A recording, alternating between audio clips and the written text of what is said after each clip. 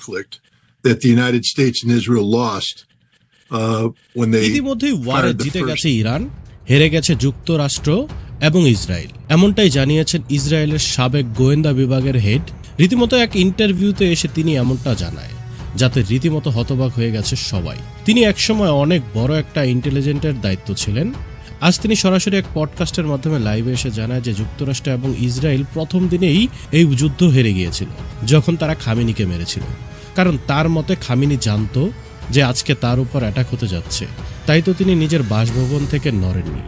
মূলত ইউএসকে ট্র্যাপে ফালানোর জন্যই নিজেকে স্যাক্রিফাইস করে দিয়েছেন খামেনি, এমনটাই জানিয়েছেন তিনি, যার কারণে এই ওয়ারটা এত সুন্দরভাবে লড়তে পারছে ইরান, যা সত্যিই অসাধারণ।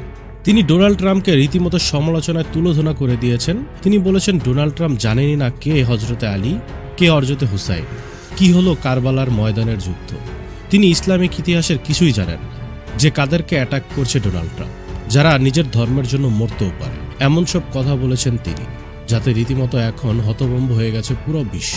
অপরদিকে ইরান একের পর এক মিসাইল দিয়ে রীতিমতো ভেবাচাকা খাইয়ে ফেলছে ইসরায়েলকে যেন নতুন গাজায় পরিণত করে ফেলছে ইরান। রীতিমতো একের পর এক অত্যাধুনিক বিশাল মিসাইল ছুড়ে ইসরায়েলের মাটিকে রীতিমতো বিধ্বস্ত করে দিচ্ছে ইরান।